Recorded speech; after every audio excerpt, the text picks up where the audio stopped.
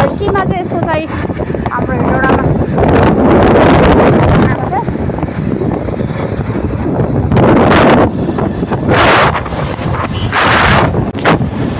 साथीहरू अहिले चाहिँ हामी कहाँ आइपुग्यौँ भने कर्रा पुलमा आइपुग्यौँ है।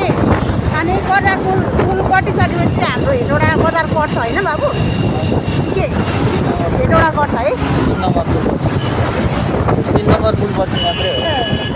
हेटौडा बजार पऱ्यौँ यो कर्रा पुल लाएर। आज चाहिँ हामी हिजो अस्ति भर्खर बाघले मान्छे खाएको ठाउँकै बाटो भएर जानुपर्छ। हल्का डर लागिरहेको अवस्था होइन। अब अहिले यहाँनिर बजार छेउछाउ भएको भएर मान्छेहरू के भएको भए चाहिँ कोही थाहा भएन। तर सुनसान छ होला। आज दसैँको बेला परेको छ, टिकाको भोलिपल्ट। हेरौँ के हुन्छ बाटो। पानी परेर दिन्छ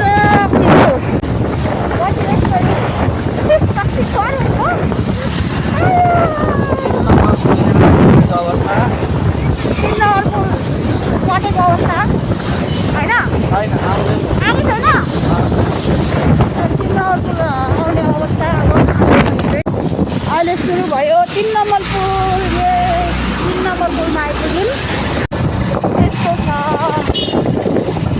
अब हामीले हेटौडा छोड्यौँ अहिले। अब हेटौडा छोडेको अवस्था। सेकुवाको बासमा आयो। यहाँ चाहिँ बबाल आज दुध पाइन्छ है यो एरियामा। सेकुवाहरू मजाले बनाउँछ। अहिले चाहिँ हामी आधा मार भन्ने जङ्गलमा आयौँ। आधी मात्रै मारेर छोड्दिन्छ होला कि जङ्गली जनावरहरूले। त्यही भएर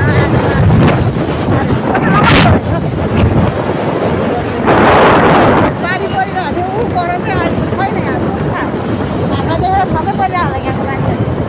अब रेनकोट खोल्नु भने टाढो भएर आइसकेको छ। फेरि कसले नगर्ने हेर्छ। बजारसम्म पुगेर बजारै पुगेर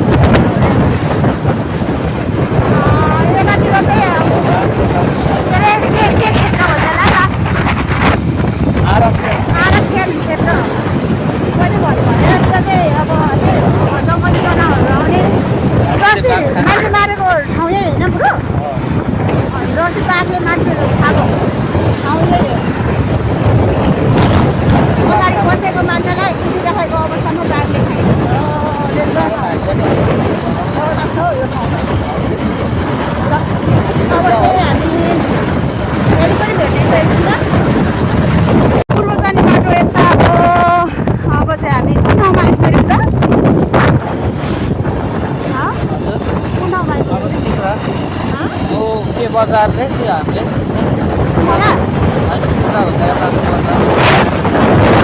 मल्सा पनि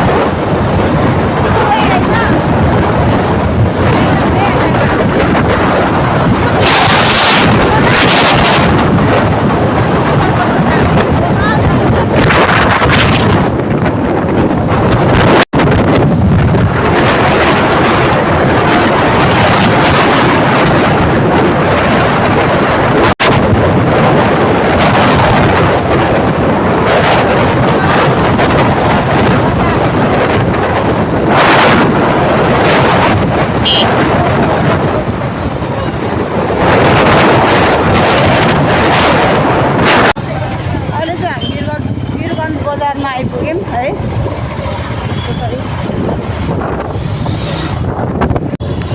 वीरगन्ज बजार।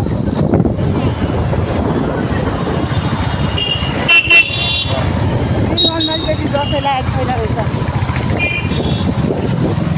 हाम्रो हेटौडातिर पुरै बजार खाली छ, बन्द छ पसलहरू। यता चाहिँ रक्सोलै भनौँ न अहिलेसम्म। रक्सोल साँगा देखाएको थियो कि ठाउँ हौ साँगा उहिलेको रिक्साहरू पनि रहेछ धेरै ल्याउँदैन सामान उहिलेको रिक्सा यस्तो रिक्सामा चढ्नै माया लाग्थ्यो मलाई अब हामी रक्सोलभित्र छिर्न आँट्यौँ यो चाहिँ इन्डियाको बोर्डर भनौँ यो चाहिँ इन्डियाको बोर्डर हो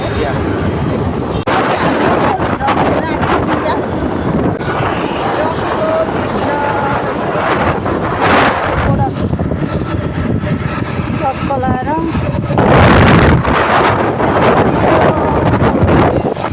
भारतको त्यो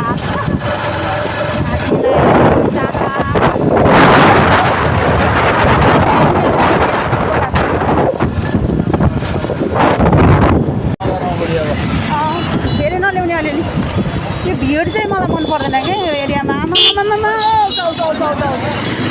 सानो भिड हुँदैन है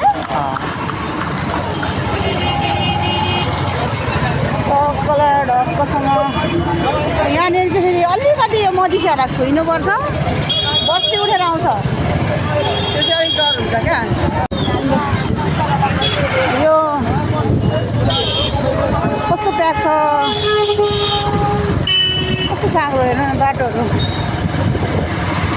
दसैँ भएर हो अहिले योभन्दा नि अझ प्याक हुन्छ यो ठाउँमा दसैँको दसैँ समय भएको भएर मात्रै हो आज टिकाको भोलिपल्ट भएको भएर नभए त आमामामा यहाँनिर त ठाउँ हुँदैन बबाल भिड हुन्छ यसमा लिएर गयो भने ठानेर पुरै खोजी नीति छानबिन गरेर है फेसहरू देखाउनु लगायो पुरै पुलिसहरूलाई गएर बुढाबुढी हो भनेर सोधी खोजी बल्ल बल्ल जानु दियो है यहाँ चाहिँ ल हेर्नुहोस् है साथीहरू अब चाहिँ यस्तो प्याक हुन्छ है यहाँनिर आमामामा डरै लाग्ने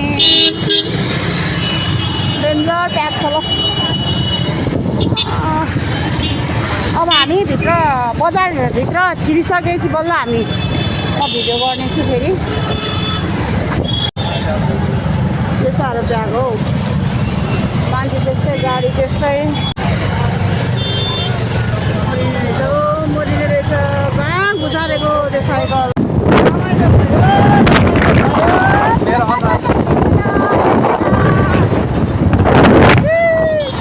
सामान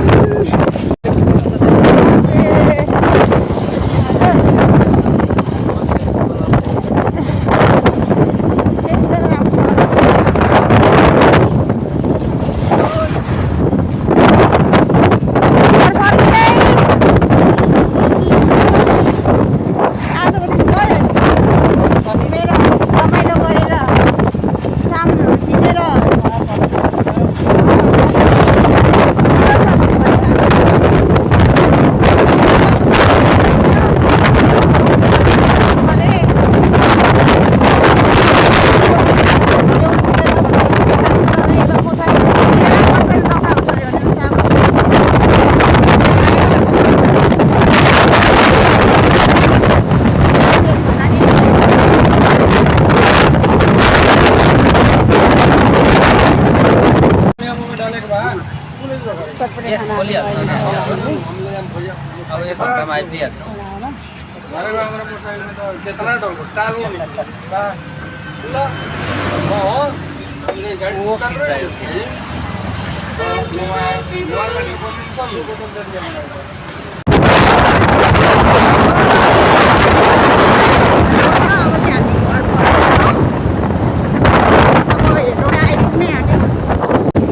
फाइनली हामी अहिले चाहिँ हेटौँडा बजार आइपुगेको अवस्था अब घर जाँदैछौँ अब एकैछिनमा घर पुगिन्छ